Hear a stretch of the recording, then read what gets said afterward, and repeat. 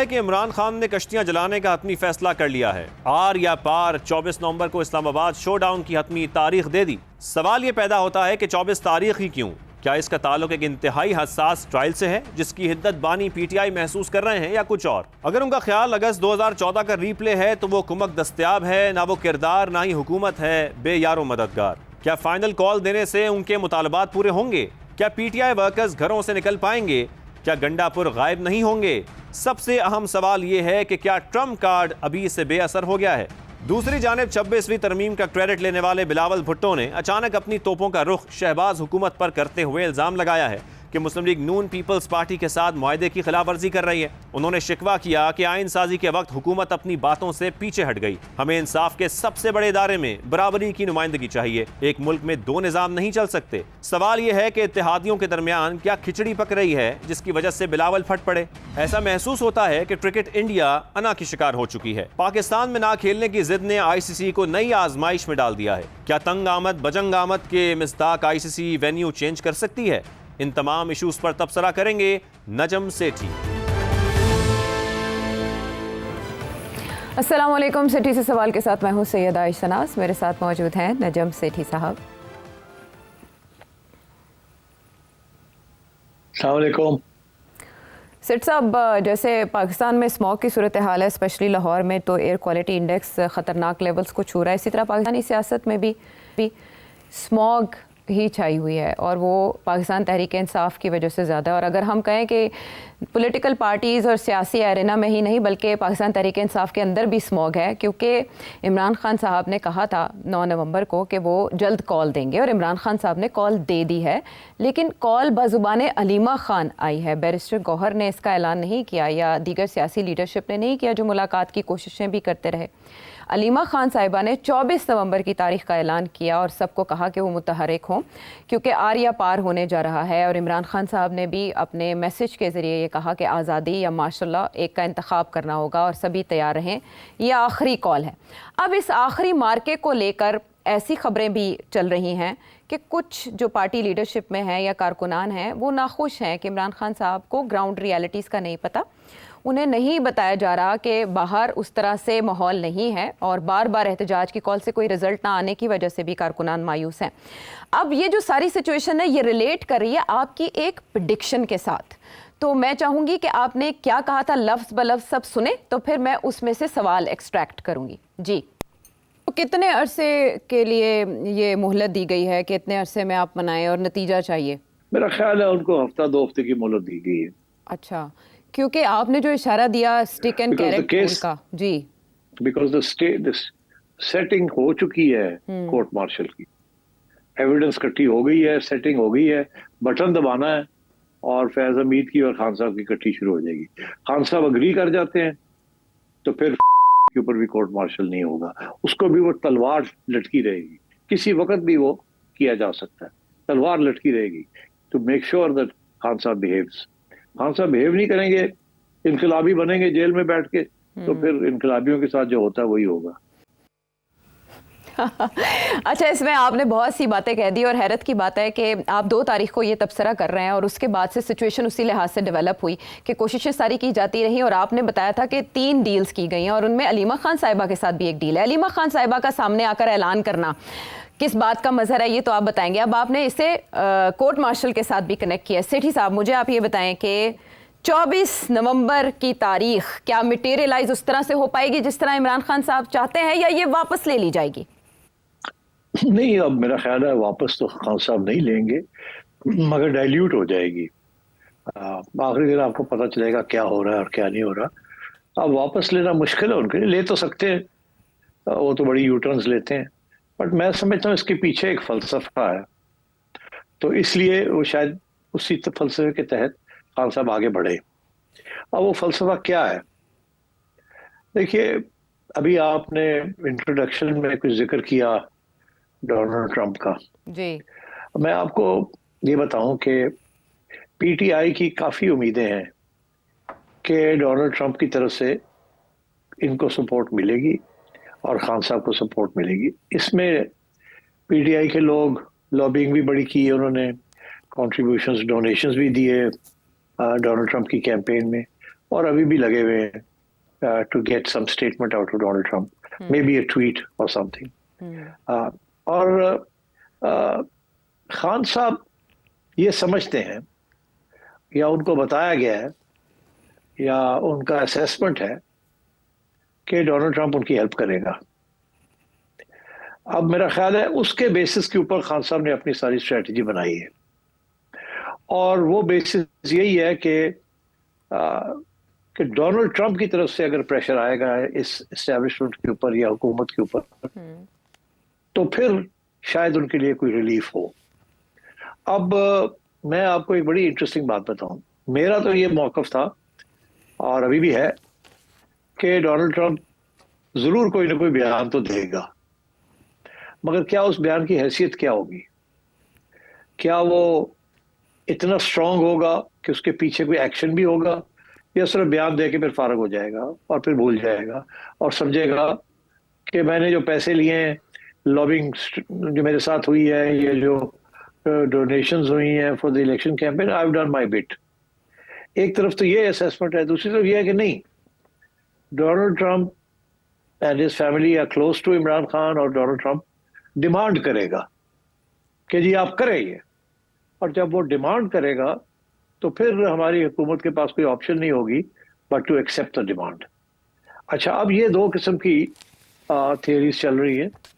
एक पीटीआई वाले बड़े कॉन्फिडेंट हैं कि वो डिमांड करेगा और हुकूमत कुछ नहीं कर सकेगी, दे हैव टू कंसीड, इसको छोड़ो।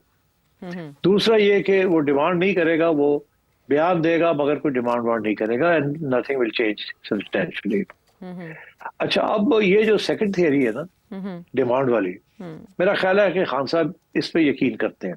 अच्छा। और उनके लोग भी। अब जिस तरीके से खोसा साहब बात कर रहे थे, उनके वकील जो हैं, कि वो तो होगा ही होगा, डोनाल्ड ट्रंप आएगा तो ये हो जाएगा, और बहुत सी उम्मीदें वाबस्ता है इस पे कि जी डोनाल्ड ट्रंप जो है वो करेगा। अच्छा, अब एक बड़ी इंटरेस्टिंग इसमें दो पहलू है। एक तो ये कि अगर ये इमरान खान समझता है कि ये डोनाल्ड ट्रंप करेगा, तो फिर या उससे करवाना है हमने, या करेगा या करवाना है, तो फिर इट मेक सेंस कि अभी प्रेशर डाला जाए डोनाल्ड ट्रंप के ऊपर कि वो कोई थोड़ा बहुत ट्वीट शीट्स कर दे, और जब वो जनवरी में आएगा तो फिर उस वक्त तक इतना बिल्डअप कर दिया जाए प्रेशर कि डोनाल्ड ट्रंप डिमांड करे। ये दो डायमेंशंस हैं गोइंग फॉरवर्ड जी। अच्छा, अब तो उससे उस सिलसिले में खान साहब फिर यहाँ किस किस्म का कार्रवाई करेंगे जिसके साथ प्रेशर बिल्डअप होगा और डोनाल्ड ट्रंप ना हो कि वो ट्वीट करे, या इसके बाद जब वो आए पावर में तो डिमांड करे। ओके।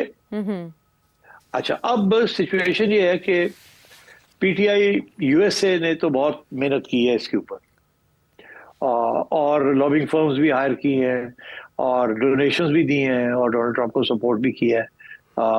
तो पीटीआई के अलावा भी वहाँ तो अमेरिका में तो 80-90% जो प्रोफेशनल लोग हैं, they all support Imran Khan, and they been lobbying American Congress. आपने देख ही लिया, काफी successfully they have done a great job for Imran Khan. जी जी। अच्छा, अब बात ये है कि आई थिंक खान साहब ये यकीन रखते हैं इस बात पे कि अब मुझे ज्यादा से ज्यादा गड़बड़ करनी है और इंटरनेशनल अटेंशन कराना है, और ऐसी चीजें होनी चाहिए पाकिस्तान में जिससे इंटरनेशनल मीडिया जो है थोड़ा बहुत फिर पाकिस्तान पे फोकस करे। तो इसलिए वो पीछे नहीं हट रहे, इसलिए वो कह रहे हैं कि कैरी ऑन, कुछ ना कुछ करो, keep stay in the news. अच्छा, अब मसला ये है कि पार्टी थक गई है, पार्टी के अंदर डिविजन्स हैं, काफी क्रैकडाउन्स हुए हैं, और लोगों ने पैसे भी खर्च किए हैं और वो और पैसे भी नहीं खर्च करना चाह रहे, और जितने लीडर्स हैं उतनी स्प्लिट फैक्शंस बन चुके हैं पार्टी के अंदर।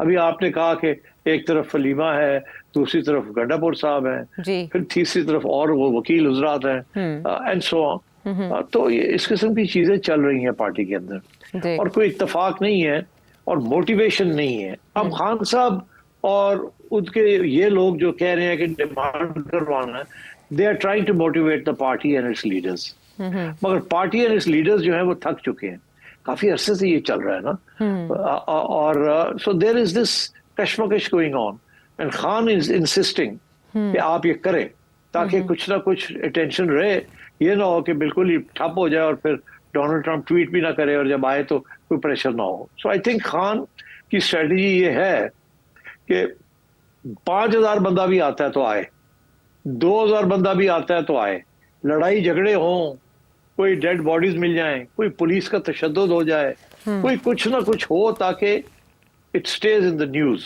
अच्छा। एंड हमारे लोग जो अमेरिका में बैठे हैं they can continue to approach Donald Trump. तो I think that is the strategy that Khan is working on. और मैं जाते जाते कह दूं, हमारे एक दोस्त हैं, उन्होंने हमें एक ईमेल डाली है। उन्होंने कहा नजम सेठी एक किताब है उसको पढ़ो। मैंने कहा अच्छा कौन सी किताब है? तो उन्होंने कहा जी किताब का नाम है फ्रॉम डिक्टेटरशिप टू डेमोक्रेसी। और वो किताब जो है वो अगर आप पढ़ेंगे तो आपको पता चलेगा कि किसी ने पढ़ के उसकी छोटी समरी बना के खान साहब को दे दी है।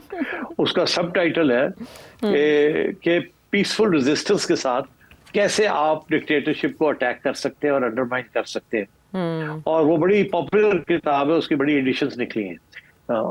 उसका जो ऑथर है उसका man called gene sharp. Okay. तो अब वो किताब मैंने ऑर्डर की है, मैंने कहा पढ़ ही लेते हैं। तो अब मेरा ख्याल है कि खान साहब अब के किसी ने वो सारा कुछ लॉबी वाले ने किसी ने बताया इनको, लॉबिंग फर्म ने, कि वो आप पॉलिसी फॉलो करें of resistance, how to continue resistance and so on. कल मैं वो कोशिश कर रहा हूँ कि पढ़ के उसके मेन पॉइंट्स जो हैं वो आपको बताऊं वो क्या है, but it's worth looking at. I certainly will look at it. So we'll know Khan Saab's strategy from that book, if this friend of mine is correct कि उससे तो बिल्कुल वही कर रहा है जो इस किताब में लिखा है। अच्छा सेठी साहब, आप किताब पढ़ेंगे, इमरान खान साहब नविश्ता दीवार पढ़ रहे हैं और कुछ उनके पेश नज़र ज़रूर है कि उन्हें पता है बाहर पार्टी जो है वो उसके अंदर इतने धड़े हैं, इतना इख्तलाफ राय है, तकसीम है पार्टी, और तैयारी भी नहीं है। 2 हफ्तों के अंदर कन्वेंशंस और कॉर्नर मीटिंग्स के बगैर किस नौइयत की तैयारी होगी? वो भी तब जब आपकी पहले डी चौक की कॉल और लाहौर का जलसा फ्लॉप हो गया, अली अमीन गंडापुर साहब कितनी देर तक गायब रहे। इसके बावजूद उनका कॉल देना तो ये जाहिर करता है कि वो कुछ ऐसा भांप रहे हैं जिसकी तरफ आपने भरपूर इशारा किया, आपने उसका इहाता कर दिया कि उनको क्या नजर आ रहा है। बट डू यू थिंक कि वो जो डील थी वो नाकाम हो चुकी है जिसका मैंडेट दिया गया था अलीमा खान को, या अली अमीन गंडापुर साहब को, और इमरान खान साहब कुछ और ही देख रहे हैं? जी हाँ, मेरा ख्याल है, लगता मुझे ऐसे ही है कि जो ऑफर किया गया था ये डिलीवरी नहीं कर सके। ना गंडापुर साहब डिलीवर कर सके हैं, ना अलीमा खान डिलीवर कर सकी है, ना कोई और, मेरा ख्याल है। और अभी आपने देखा उनके जो वकील साहब हैं फैसल चौधरी, उन्होंने भी आके यही कहा, और अलीमा ने 2-3 दिन पहले मेरा ख्याल कहा था कि सड़कों की, इमरान खान कह रहा सड़कों के ऊपर फैसले होंगे। ठीक है ना, याद है आपको? जी बिल्कुल याद है। अब तो ये आप वाली बात सही है कि पार्टी के जो लीडर्स हैं दे आर नॉट कीन कि फिर से एक दफा कोशिश की जाए। वो मतलब है कि सिंध के अंदर खान साहब ने कहा आप वहीं करें जो कुछ करना है, उनको पता किसी ने नहीं आना। पंजाब में उन्होंने कहा कि आओ आओ केपी चलो जाके वहां से इकट्ठे होके तो आप आओ। मेरा ख्याल है बंडापुर साहब को चारा कोई नहीं, वो फिर ड्रामा तो करेंगे ही। खान साहब इंसिस्ट कर रहे हैं तो ड्रामा तो होगा। हाँ। अब ये हुकूमत पर डिपेंड करता है कि क्या खान साहब के जो मकासद है उसको ये हुकूमत पूरा करती है कि नहीं। क्या तशद्दुद ऐसा होता है जिसके साथ बहुत बड़ी कोई खबर बन जाती है। मगर मैं एक बात जरूर कहूंगा, वो ये कि खान साहब के जो सपोर्टर्स हैं पीटीआई के लिए, उनके लिए कोई अच्छी खबर भी है। वो खबर मैं दे दूं आपको? जी बिल्कुल बिल्कुल, कोई तो उम्मीद की किरण नजर आए, बताएं। हाँ, वो ये है कि एक बहुत बड़े इंटेलेक्चुअल हैं जिन्होंने अमेरिकन डेमोक्रेटिक गवर्नमेंट के साथ काम भी किया है पुराने जमाने में, और he is an expert on the middle east and American foreign policy. वो आजकल पाकिस्तान आए हुए हैं। उनका नाम है वली नसर। अच्छा। उनकी किताबें भी हैं, बड़े ही क्वाइट अ बिग एक्सपर्ट। वो किसी डायलॉग के लिए आए हुए हैं यहाँ। मगर मेरी चिड़िया की खबर ये है कि मैं तो लंदन में बैठा हूँ तो मेरी तो मुलाकात नहीं हुई। मैं वली को अच्छी तरह जानता हूँ, मगर मुझे अभी खबर मिली है, इसलिए मैं अभी वली से मेरी बात नहीं हुई। मगर मैं समझता हूँ कि उनकी बात में वजन होता है। अब जो मैं कहने वाला हूँ ये इससे पीटीआई वाले बड़े खुश हो जाएंगे।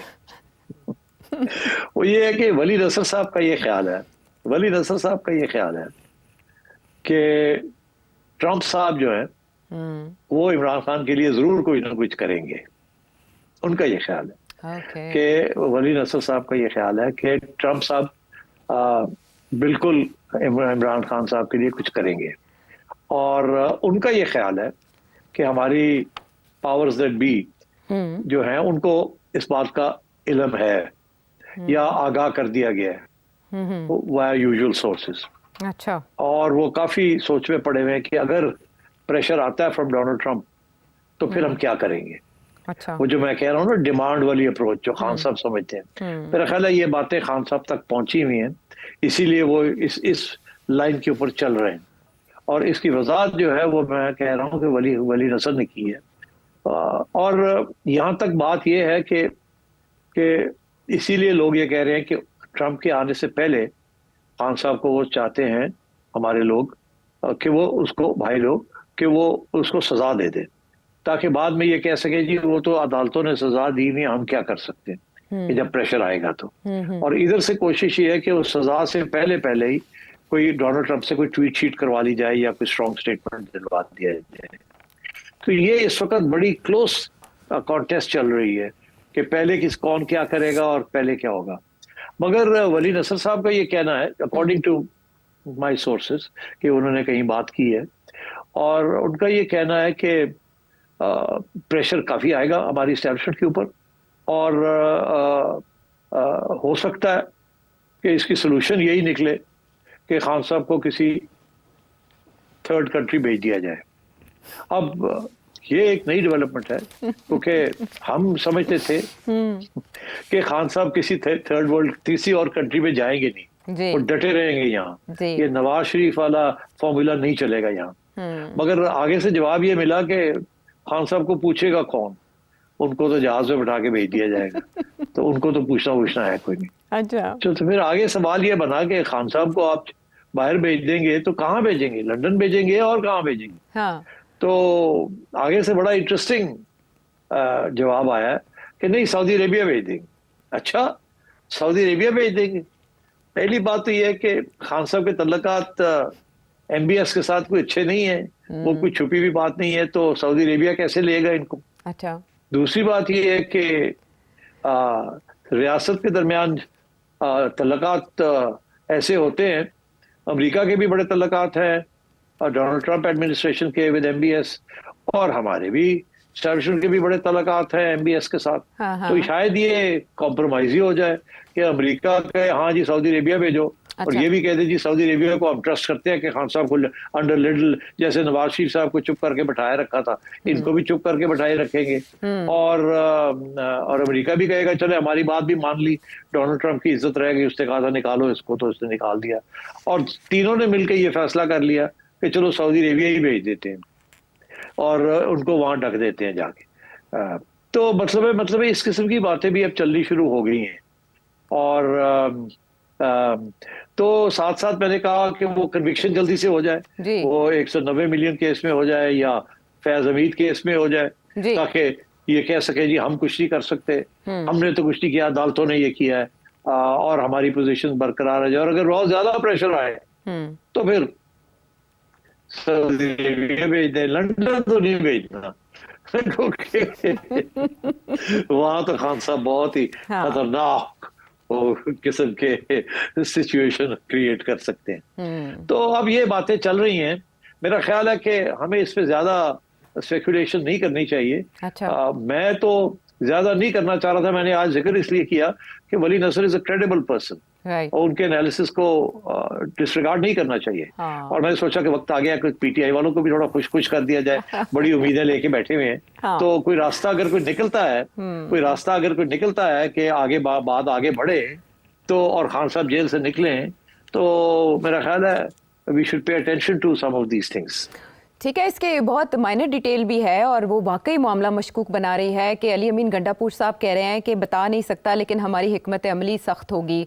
फिर फैसल चौधरी साहब कह रहे हैं कि जो कमेटी बनाई गई है उसके नाम मंजर आम पर हम नहीं ला सकते क्योंकि फिर लोग अरेस्ट हो जाते हैं, लेकिन उसके पास मैंडेट होगा कि एहतजाज कितना अरसा चलाना है और कब ख़त्म करना है और कब शुरू करना है और कैसे कैरी करना है उसको।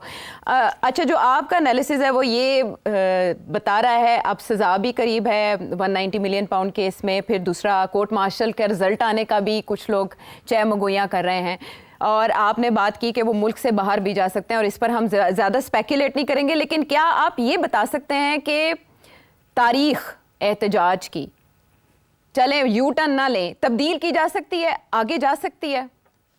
खान साहब can do anything, but I think जिद्दी भी तो है ना। पहले भी आगे की, अब मेरा ख्याल है कुछ ना कुछ तो वो करना चाहेंगे। I think, I don't know his mind, so I can't predict, but I think logically speaking कुछ ना कुछ तो ये करना चाहेंगे। हाँ हाँ, ठीक है। और मैच इसी तरह से आपने कहा क्लोज कॉन्टेस्ट चल रहा है, क्योंकि जनवरी में फिर वोट टेकिंग भी है, डोनाल्ड ट्रंप ऑफिस में आ जाएंगे और उससे पहले प्रेशर बढ़ाना भी है। दूसरी तरफ हुकूमत के पास भी जाहिर है ऑप्शंस मौजूद हैं और जिनका इंदिया दिया जा रहा है। बहरहाल एक बार फिर नेल बाइटिंग मामला चल रहा है। बिलावल भुट्टो जरदारी साहब भी कुछ इशारे दे रहे हैं, वो भी कुछ गिले शिकवे कर रहे हैं, लेकिन टाइमिंग और फिर इस तरह से सरेआम ये बातें करना कितना मानी खेज है, एक ब्रेक के बाद बात करेंगे।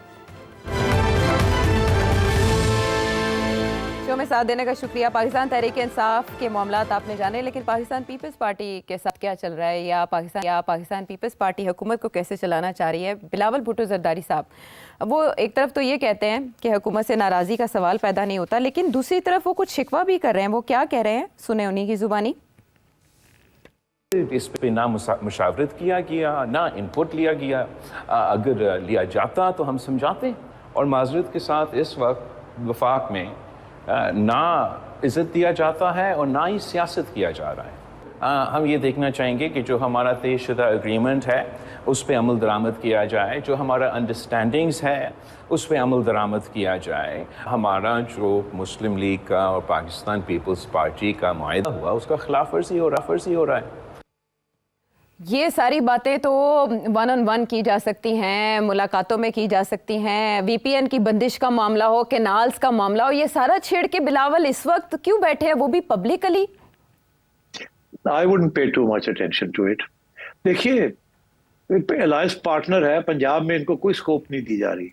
मरियम इज डिटरमिन्ड कि पीपल्स पार्टी को कोई डील नहीं देनी वहां। इनके बड़े डिमांड्स हैं पंजाब के अंदर, और वो Maryam is not conceding those demands, तो इसलिए जाहिर है he will complain. Similarly Sindh के अंदर अब फेडरल गवर्नमेंट जो है it's so preoccupied with the economy and with Imran Khan, और अभी वो जुडिशरी का मामला था, तो they are not spending much time with their alliance partners. And so Bilawal सही कह रहे हैं, मगर बात यह है कि जी बिलावल साहब जो हैं वो तो जब चाहे प्राइम मिनिस्टर को मिल सकते हैं, जब चाहे आसिफ जरदारी साहब मिल सकते हैं, और तो ये पब्लिक में आके कंप्लेन करना, I really don't think it make sense to मी।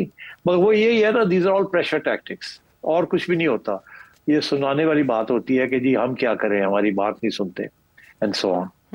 अब ये जुडिशरी के मामले में सबसे आगे तो बिलावल भुट्टो साहब से मौलाना को मनवाने के लिए, तो अब कह रहे हैं हमसे मशावरत नहीं की। तो कौन सी बात है जिसमें मशावरत नहीं की? वो क्या चाहते थे हमें बताएं ना, कि भाई हम ये चाहते थे, इन्होंने ये कर दिया, हमसे बताया नहीं। वो भी नहीं बताते, और इनके साथ बैठ के तय भी नहीं करते। कोई मुझे नजर नहीं आ रहा कि इनकी कोई मीटिंग हुई हो जिसके अंदर ये सारे इश्यूज डिस्कस किए हों, फिर कोई प्रेस रिलीज हुई हो, कुछ भी नहीं। तो मैं समझता हूँ कि वो सियासतदान अपने आप को रेलेवेंट रखना चाहते हैं, both in the eyes of the public and also in the eyes of their partners, कि अगर चुप करके बैठ जाए तो पार्टनर्स तो they will roll over them. ये सियासतदान जो हैं, इनको जब तक आप गले से ना पकड़ें और इनको फोर्स ना करें, तो ये कुछ भी कंसीड नहीं करते। तो I think Bilawal is following the general rule of politics, कि इनको टाइट करके रखो, कॉन्स्टेंटली कंप्लेन करो, रोना धोना करो, थोड़ी बहुत चूड़ियां भी बंटो, और ताकि हमारी डिमांड रहे। यही मौलाना भी करते रहे। तो ये डिमांड क्रिएट करने के लिए ये चीजें करनी पड़ती हैं। बट मैं समझता हूँ कि इन प्रिंसिपल फेडरल गवर्नमेंट जो है वो is genuinely not consulting people's party on many issues. वजह वो इसलिए कि उनका ये ख्याल है कि कोई और इनके साथ डील कर ले, जिन्होंने बैठाया हमारे साथ वही डील कर ले, वही इनके जो प्रॉब्लम्स है उनको सॉर्ट आउट कर ले। हमने क्या सॉर्ट आउट करना है, हमारे तो खुद प्रॉब्लम्स वो सॉर्ट आउट करते हैं। तो आप समझ रहे हो ना, मैं और कुछ कहूंगा तो आप बीप बीप बीप लगाना शुरू कर देंगे। तो इसलिए इशारा ही काफी है कि कौन इनको किसके हवाले किया हुआ है पीपल्स पार्टी को, और एंड सो ऑन, अपने आप को भी किसके वाले किया हुआ है। तो बात यह है कि इसीलिए शहबाज शरीफ साहब ज्यादा घास नहीं डालते। वो कहते हैं यार मैं की करा, मैं आपने मेरे को कुछ नहीं तो मैं इन्होंने की देंगा। तो हर गल जो सानू पुछ के करनी पैंदी है तो तुसी भी पुछ के करो। हाँ। और यही है, it's I think it's like that.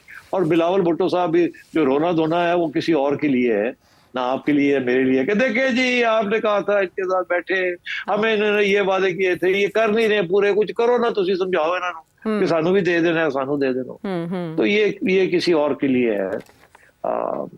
और इसीलिए वो जो शहबाज शरीफ साहब है और ये इनकी कैबिनेट है, वो कहते हैं यार जिन्होंने कहना जो उन्होंने वो सानू की कहते पे।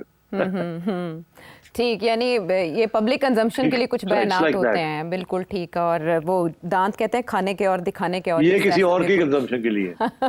अच्छा ठीक है, लेकिन ये किसी और की कंजम्पशन के लिए। पाकिस्तान पीपल्स पार्टी की पॉलिटिक्स काफ़ी सेफ भी रही है कि इस तरह के हालात में जब आपके ऊपर इतना पब्लिक प्रेशर हो, पब्लिक रिएक्शन आपको फेस करना पड़े, फिर आप कैबिनेट के फैसलों में भी उस तरह से सामने ना आए, फ्रंट फुट पर मुस्लिम लीग नून ही दिखाई दे और उसका बैकलैश मुस्लिम लीग नून को लंदन में भी देखना पड़े। यहाँ तक कि हमारे वज़ीर दिफा जाएँ तो लंदन की ट्यूब में उन्हें धमकियाँ दी जाएँ, चाकू से हमले की बात उन पर की जाए। ख्वाजा आसिफ पाकिस्तानी हाई कमीशन भी गए, फिर उन्होंने लंदन पुलिस को भी रिपोर्ट फाइल कर दी है और बाकायदा कहा जा रहा है कि आइडेंटिफाई भी कर लिया गया है कि किस शख्स ने धमकी दी। लेकिन एक तरफ हम देखते हैं मोहसिन नकवी साहब सख्त इकदामात का इंदिया देते हैं, हमारी वजारत खारिजा भी ये कहती है कि बहुत सख्त इकदामात किए जाएंगे ताकि तदारुक हो सके आइंदा इस तरह के वाक़यात का। और सेठी साहब दूसरी तरफ हम देख रहे हैं कि इस नौयत के वाक़यात बढ़ रहे हैं। जिनेवा में मुस्लिम लीग नून के हक में 4 लोग सामने आते हैं, वो लीड नहीं बनती, वो खबर नहीं बनती, लेकिन रोज़ाना इस तरह के नारे लगाना और इस तरह के जुमले कसना मुस्लिम लीग नून के लिए मामूल बन चुका है। ऐसा लगता है कि कोई सोल्यूशन नहीं है इस मामले का। नहीं, सोल्यूशन तो निकाल लिया है ना मोहसिन नकवी ने, एग्जैजरेट करने की जरूरत नहीं है। पहले जहां 20 लोग होते थे अब वहां 4 लोग हो गए हैं। पहले जबकि जिस किस्म के लोग थे वो ड्यूअल नेशनल्स थे और वो वैसे लोग थे जो आते जाते हैं पाकिस्तान। अब मेरा ख्याल है कि वो जो आते जाते वाले हैं वो पीछे हट गए हैं और वही रह गए हैं जिन्होंने ना आना है ना जाना है, और वो थोड़ी दिलेरी के साथ अभी भी बाहर आके कुछ ना कुछ कर रहे हैं। But there has been a significant drop. अब ये एवन फील्ड के ऊपर जब वो निकलने लगे वहां से तो वहां भी 8-10 लोग थे, मैंने पता किया फोन करने का जी 12 लोग। अब और ज्यादा आपने देखा कि वो दूर ही थे, ज्यादा करीब नहीं आए। मेरा ख्याल है वो भी इसलिए कि तस्वीरें ना ली जाएं, उनकी विजुअल और दूर से हूटिंग कर देनी एंड सो ऑन सो। तो असर पड़ा है मोहसिन नकवी के इक़दामात का, धमकी का, बिल्कुल असर पड़ा है। अच्छा। और मेरी सोर्सेज भी ये कह रही हैं कि असर पड़ा है। तो बट ये है कि देखिए हमेशा there will be always people जो कि दिलेरी के साथ बोलेंगे। फिर आपने देखा वो दिलेरी के साथ बाद में आके तो वो आप फिर कन्फेशन स्टेटमेंट करते हैं कि आई एम सो सॉरी, मैं माफी चाहता हूँ, मुझे तो मिसलीड किया गया। फिर इस किस्म की वीडियोस भी आ रही हैं, आपने देखा। तो आई थिंक मोहसिन नकवी के इक़दामात का असर पड़ा है। और वैसे भी बिटवीन यू एंड मी ये अब बात तो एस्टेब्लिश हो गई है ना कि ये बदतमीजी और गाली गलोच, मेरा ख्याल है और मैंने किसी कम्युनिटी को नहीं देखा इस तरीके के साथ अपने फेलो सिटीजन को, खाब डिफरेंसेस हो। ये जो नया कल्चर है ना बदतमीजी का और गाली गलोच का, this is pure PTI unfortunately. इससे पहले कभी भी ऐसे नहीं था। और ये हर जगह पे है एंड इट्स वेरी सैड कि डिफरेंसेस अपार्ट, मगर ऐसे नहीं होना चाहिए। You can establish credentials other ways. आप प्रोटेस्ट करें, आप बैनर्स लेके आए, आप वहाँ डाउन विद ये करें जो एक नॉर्मल तरीका है हाइड पार्क वाला। मगर ये अभी आपने जो बताया कि जी चाकू मार देंगे, ये कर देंगे, वो मैंने वीडियो देखी है। ख्वाजा साहब चुप करके अपनी ट्यूब में से निकले हैं और इस गॉन ऑफ, और पीछे से वो बंदा एक था इससे जो लगा हुआ था। तो ऐसे लोग मिलेंगे आपको, ये इसको नहीं आप रोक सकते, वो मिलेंगे। ये पीटीआई के जो सपोर्टर्स हैं they feel very strongly about Khan. तो ऑलमोस्ट मैं क्या कहूँ, उसको क्या समझते हैं and so on. So I think we have to learn to live with it, unfortunately. हाँ, लेकिन ख्वाजा आसिफ रिपोर्ट करवाते हैं पुलिस में और फिर आइडेंटिफाई किया जाता है, वीडियो सामने आ जाती है, धमकियां और गालियां दी जा रही हैं। अब मुझे आप ये बताएं कि वहाँ के कानून के मुताबिक अगर ख्वाजा आसिफ इस तरह की कंप्लेंट करते हैं कि एक शख्स बाकायदा चाकू से हमले की धमकी देता है और वहाँ पर बाकायदा चाकू से हमले होते भी हैं, तो क्या कोई सजा या कार्रवाई हो सकती है, की जा सकती है ऐसे शख्स के खिलाफ? नहीं, देखिए, वो पुलिस जो है वो ज़ाहिर है नोट कर लेती है, थोड़ी सी इंक्वायरी करेगी, शायद बंदे को भी बुला ले। और तो मगर ये जो थ्रेट है ना कि जी चाकू भी लग सकता है आपको, ये वो, it's not a serious threat. ये दिस इज वर्बल। वो गुस्सा चढ़ा हुआ है, गाली भी उसने दे दी है और तेरे चाकू मार देंगे। ये पंजाबी टिपिकल माजा गामा टाइप ऑफ अप्रोच। वो तेनों या घुप देंगे, तेनों या कर देंगे। And the people who are making this, they don't think कि एक्चुअली वो करेंगे। ऐसी नहीं बात। अच्छा। तो मेरा ख्याल है कि इसको लाइटली लिया जाएगा भाई ब्रिटिश पुलिस। उनको पता है ये पाकिस्तानी तो सारा वक्त गाली गलौज करते रहते हैं, ये तो दिस नथिंग न्यू।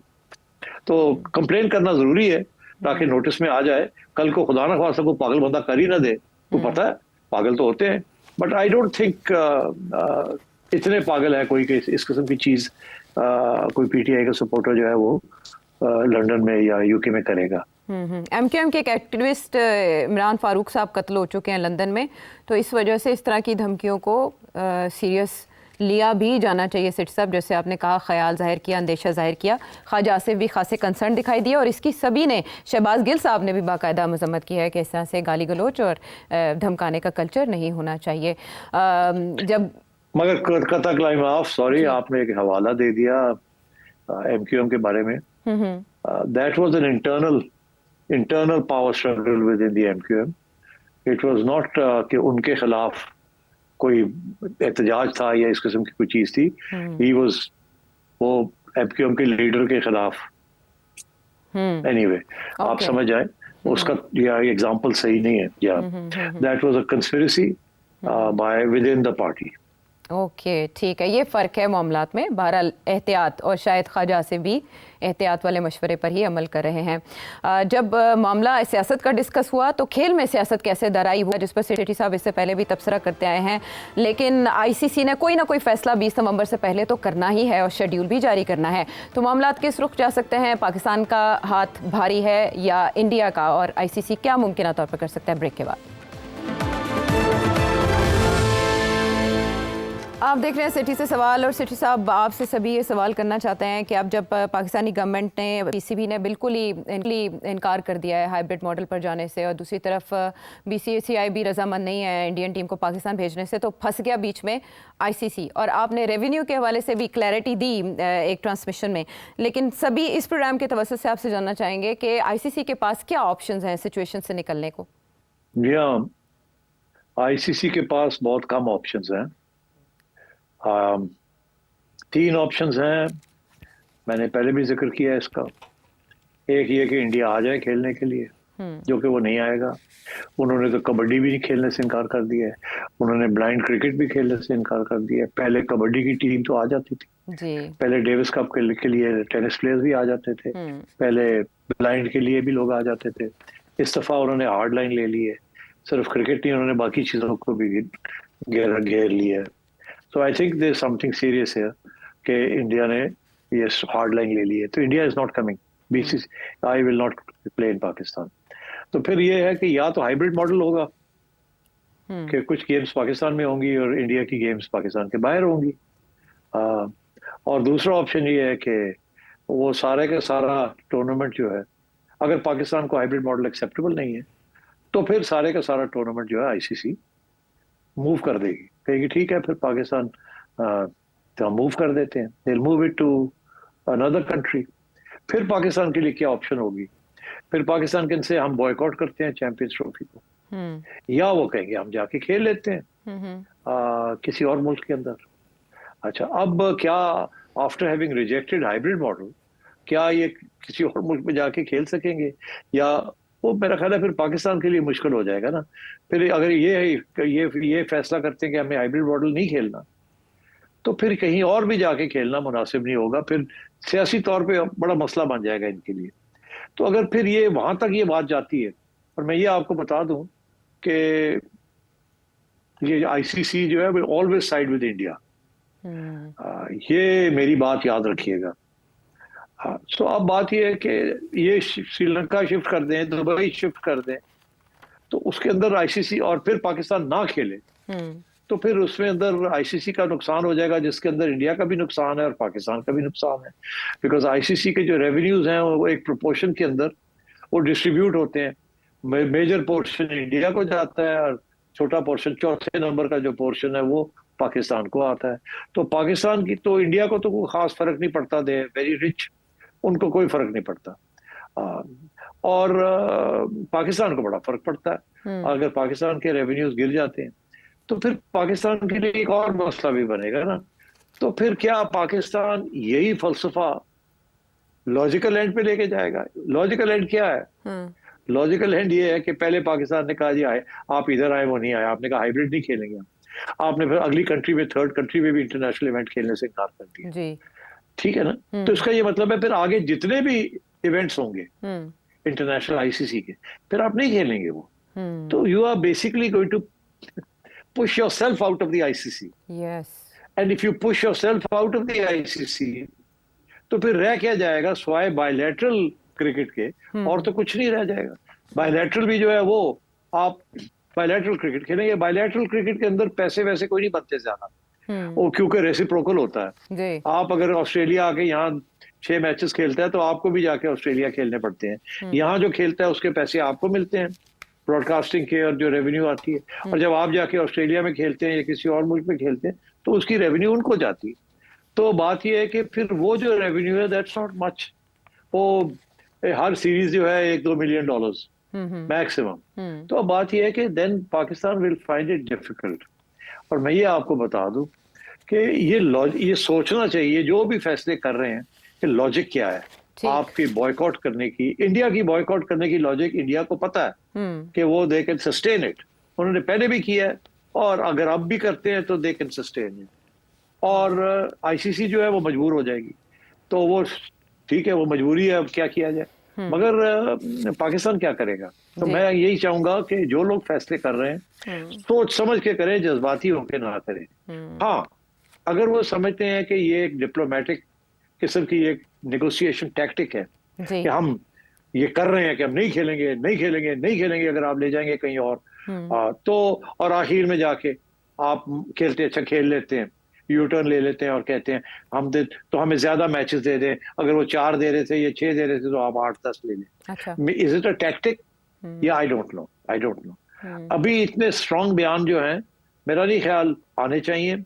मेरा तो ये ख्याल है कि अभी तक ऐसे बयान ही नहीं आए फ्रॉम पीसीबी। ये तो मीडिया के जरिए ये गेम चल रही है। आई मे बी रॉन्ग, मैंने तो मोहसिन नकवी को ये नहीं सुना कहते हुए कि अगर आप नहीं आएंगे तो आप नहीं खेलेंगे। मैंने नहीं सुना ये, ना ही मैंने किसी गवर्नमेंट ऑफिशियल से ये सुना है। मैंने मीडिया के जी मीडिया ये कह रहा है कि जी पीसीबी ये कह रहा है। तो अब बात ये है कि ये बड़ी इंटरेस्टिंग गेम है कि बीसीसीआई भी मीडिया के जरिए अपने पैगाम भिजवा रहा है। और अब मेरा ख्याल है मोहसिन नकवी साहब ने भी फैसला किया है कि मीडिया के जरिए हम भी अपने पैगाम भिजवाते हैं और कहीं ना कहीं नेगोशिएशन हो जाए ताकि कोई मिडिल रास्ता इख्तियार कर लिया जाए। तो if that is the case very good. मगर मैं इसमें एक छोटी सी एडवाइस देना चाहूंगा, कोई लेता है ले, नहीं लेता ना ले। इंडियन मीडिया जो है वो हमेशा बीसीसीआई को सपोर्ट करता है और पाकिस्तानी मीडिया जो है वो कभी पीसीबी को सपोर्ट करता है और कभी नहीं भी करता। ये फर्क है। This is a very big difference जी। अच्छा, अब इस डिफरेंस को कैसे आप आगे बढ़ाते हैं? देखिए, आप पाकिस्तानी मीडिया को जो मर्जी कह दे, आधा पाकिस्तानी मीडिया आपके मौकफ को सपोर्ट करेगा और आधा नहीं करेगा। आधा कहेगा जी बॉयकॉट कर दो, नहीं खेलते इंडिया को, नहीं आता तो हम भी नहीं जाते, जन्नत में जाए, पैसे बनते हैं या नहीं बनते, हमारी इज्जत का मामला है, हमारी ऑनर का मामला है। और आधा मीडिया कहेगा बेवकूफ ना बनो, don't be stupid, this is much more significant than being emotional. खेल लो, ये करो, वो करो, हमने people want to see cricket, ये वगैरह वगैरह। जी जी। इंडियन मीडिया जो है वो हमेशा बीसीसीआई को सपोर्ट करेगा। अच्छा, अब मैं आपको एक बात बताऊं, जब एशिया कप हो रहा था तो मैंने भी यही इशू को फेस किया था। जी जी। तो मेरा उस वक्त यही था कि जी हम पाकिस्तान नहीं जाएंगे और हम जाएंगे कहीं और खेलने के लिए। पाकिस्तान आता है नहीं आता तो हम एशिया कप से निकाल देंगे। तो मैंने ये फैसला किया था कि पाकिस्तानी मीडिया को साथ लेने से मुझे कुछ नहीं मिलेगा, बिकॉज पाकिस्तानी मीडिया हमारे लिए तो बड़ा अहम है और बड़ा प्यारा है, मगर इंडिया वाले जो हैं या ग्लोबल हमें कोई घास नहीं डालते हमारे मीडिया। तो इंडियन मीडिया को साथ मुझे बात करनी चाहिए, उनको विन ओवर करना चाहिए, उनको समझाना चाहिए कि आप बीसीसीआई को कहें कि ये गलत पॉलिसी इख्तियार की है। मैंने फिर उस वक्त पाकिस्तानी मीडिया से तो बात नहीं की, बिकॉज मेरा ख्याल था कोई फायदा नहीं होगा, हालांकि वो बड़े बेचारे सपोर्टिव थे। मगर मैं I talk to the Indian media, मैंने कोई 10-15 इंटरव्यूज इंडियन मीडिया को दी और वहां मैंने अपना केस प्रेजेंट किया, क्योंकि I think I one that case. और इंडियन मीडिया को समझ आ गई बात की कि ये हाइब्रिड मॉडल जो है is a good way out of this. तो फिर काउंटर प्रेशर पड़ा इंडियन मीडिया से ऑन बीसीसीआई कि आप बड़े अनरीजनेबल बात कर रहे हैं, पॉलिटिक्स एंड क्रिकेट वगैरह वगैरह। यस मगर हाइब्रिड मॉडल जो है is a good model, let's try that. तो मेरा ख्याल है कि नकवी साहब को भी चाहिए कि इंडियन मीडिया से बात करें, इंडियन मीडिया को समझाएं हमारे इश्यूज क्या है and so on and so forth. बहरहाल it's up to him how he deals with it, but I tried it and I thought we were reasonably successful. हाँ, ये ना वो हाइब्रिड मॉडल को फिर एनएस मॉडल भी कहा जाता है, और ये मशवरा वाकई अच्छा है कि इस तरह से मोहसिन नकवी साहब को करना चाहिए। अभी तो मीडिया के जरिए इस तरह के बयानात आ रहे हैं कि भारत नहीं आया तो आखिरी हद तक जाएंगे और वहाँ 3 बड़े इवेंट्स अगले साल होने जा रहे हैं, पाकिस्तान उसमें शिरकत नहीं करेगा। ये सब मीडिया में आ रहा है या अखबारात में छप रहा है।